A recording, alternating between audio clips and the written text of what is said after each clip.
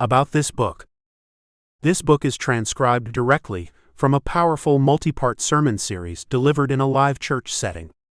It captures the raw, unpolished, and passionate delivery of a minister who preaches from personal experience, complete with moments of humor, prophetic urgency, and uncompromising truth.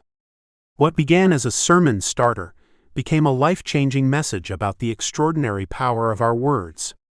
The speaker shares openly from his own journey, being healed when doctors could not, having a curse broken by a prophet sent from God, and witnessing revival break out when the church began to say rather than just pray.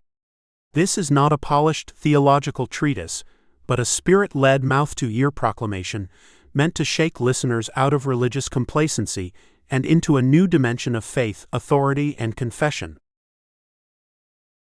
Part 1. Chapter 1. We are what we say. I am sharing this because I believe we need to hear it. This message came together in an unusual way. As I prayed, several ideas stirred at once, including one I had set aside long ago. I keep many unfinished sermon starters, messages that began as fragments and waited for the right moment. This was one of them. I often begin a message only to realize it is not going anywhere, so I set it aside. Still, I save those unfinished beginnings because you never know when one will fit later. This message was one of them.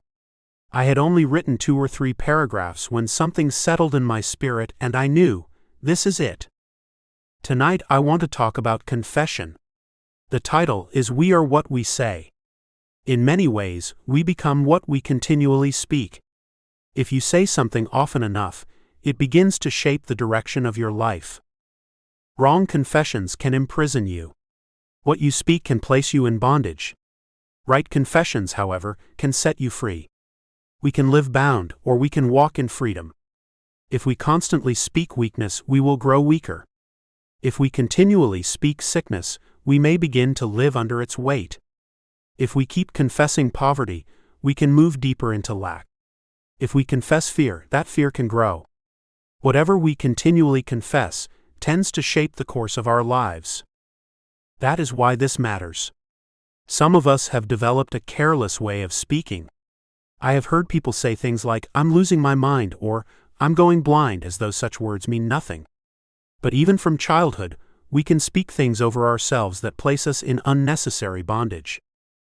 No matter how things look in the natural, and no matter what circumstances seem to say, all of us need healing in the area of our confession. It is often easier to tell your children, "I'm broke," or "I can't afford it," than to simply say no. But that does not help them. Sometimes children simply need to learn that no means no, because no is enough on its own. I also want to make this plain. One of the fastest ways to grow old is to keep talking about getting old. If you spend your days saying, "My eyes are not what they used to be," or "I can hardly get up anymore," you can talk yourself into decline. In many ways, people become as old as they continually tell themselves they are. Some people already consider me old. When you have been in ministry for 25 years, people begin to place you in that category. There was a time when I was known everywhere as the young minister. No one says that now. But I am not quick to accept labels that I do not believe God has placed on me. Our confession is powerful. In a sense, confession is like exercise. Whatever you keep using grows stronger.